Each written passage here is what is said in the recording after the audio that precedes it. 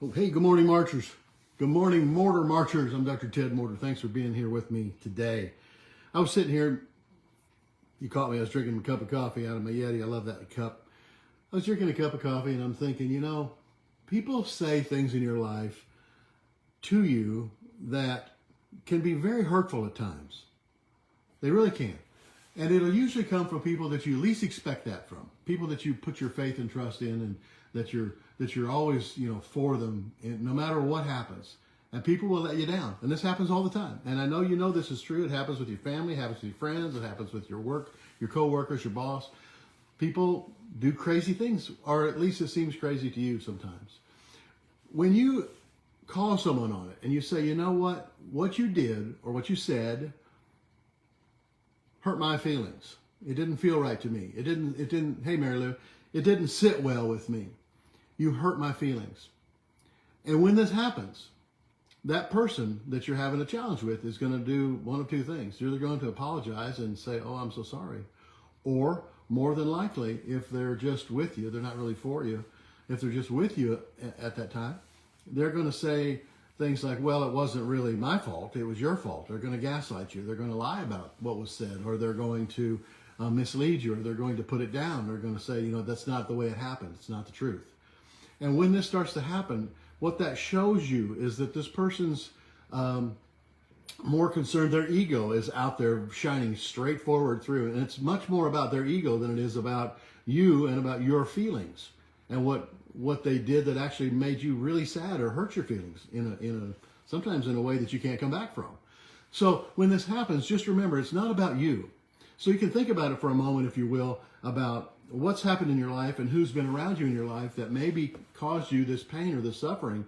And you asked them about that. And you said, hey, what you did hurt my feelings. It was not, I don't think it was right. It was this or that. If they gaslight you at that point, then they are not the kind of person that you want to be around, at least for that period of time, at least for a while, until they can come to their senses.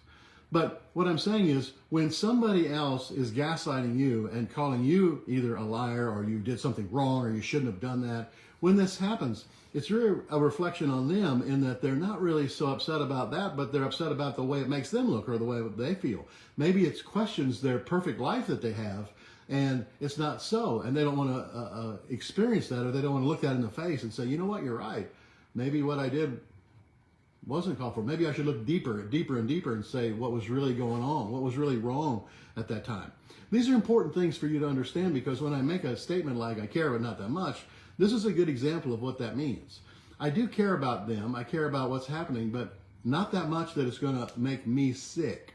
If you're sick, or if you have health challenges, or if you're having things aren't really going your way like you'd like them to be, you have to stop and reflect about, who you're hanging around and who's giving you advice and who are you confiding in that maybe doesn't really care that much about what you have to say. And that's tough. It's tough, especially when it comes from someone that you love or someone that you've respected or looked up to all your life. And when this happens, you have to stop and reshuffle the deck, so to speak, and say, oh, let me rethink this. Let me look back on and what's going on in my life, and am I doing things succinctly like I should be? Am I projecting out there who I really want to be? Am I attracting that type of personality back to me? And that's the difference. I've talked about this before. It's the difference between people that are just with you or people that are actually for you. And there's a lot of people in your life now that are just with you. They're just hanging on. They're with you. And if you're in success, they're feeling success. If you're buying the drinks, they're really happy. If you're putting out more than they're putting out, then they're happy about that, because they're just with you. And then there's the type of people that are really for you.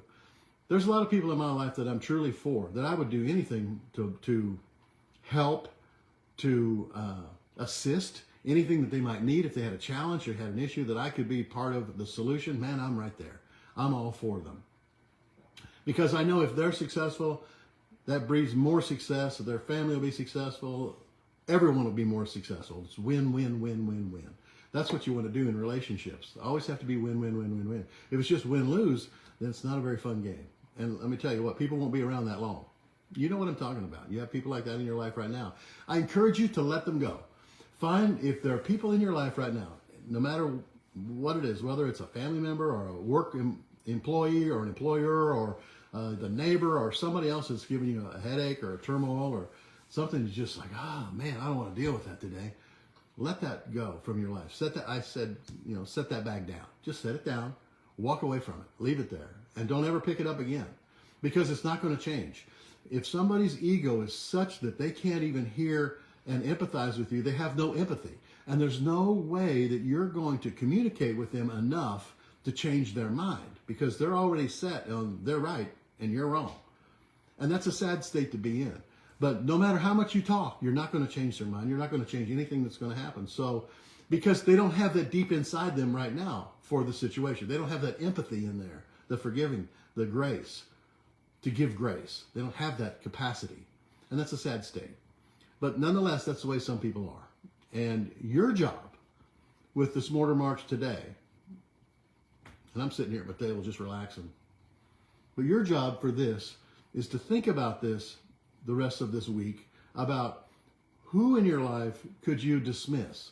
Who is there that you have tried to change, tried to deal with, tried to reason with for days, weeks, months, years?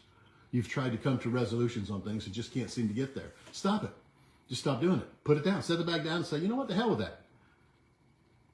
I started to say something else, but I'm serious, You're not going to change it. It's like politics. You watch the news, you watch this, you watch that. Nothing ever changes. It's just you can either be happy with the way things are going, or you can be sad. You get to pick.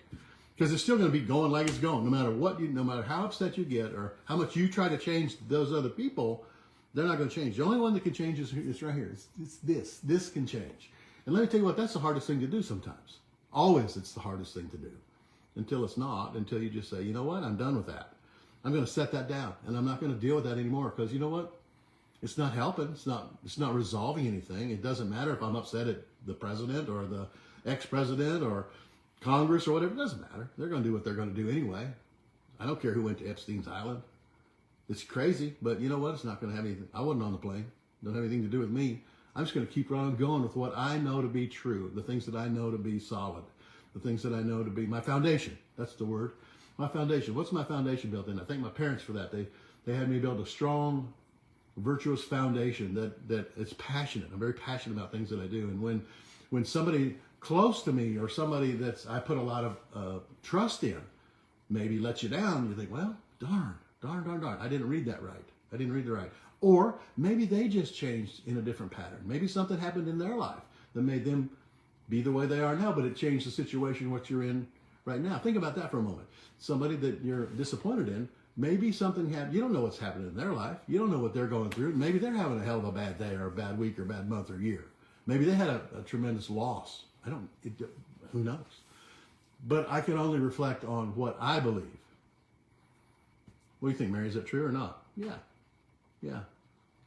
I can only focus on what I believe and what I know to be true in my foundation, and what I know, the people that I'd like to be around that I believe that are for me. They're not just with me and hanging on. They're really for me in my success. And I have friends like that are very close that, I might not see them every day or even every week, but I know if I got to make a phone call and say, I need some help with something, they're going to be here in about 10 minutes. They'll be here. And I appreciate friends like that. That makes all the difference in the world. So I'm going to leave you with this thought today while you think about when I'm going to do my Morter March later today, and every day, really. When I go out and feed the donkeys is when I do it. I'm going to be thankful and grateful that I have the right people in my life. I'm going to be thankful and grateful for the people that are for me, not just with me. I'm going to be thankful and grateful for more and more people to come into my life that are for me 100%. And that's what you need in your life.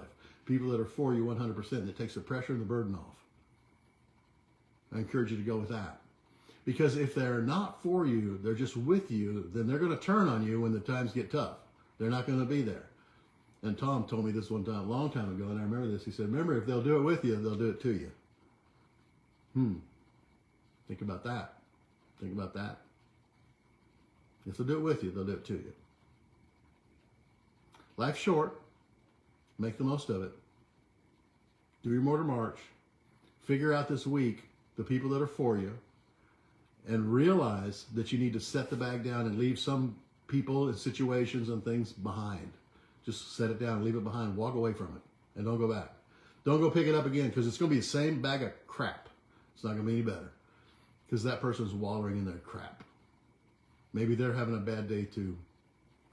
All we can do is hope for the best. And I'm going to have a great day and a great week. I'll see you next Monday. Bye.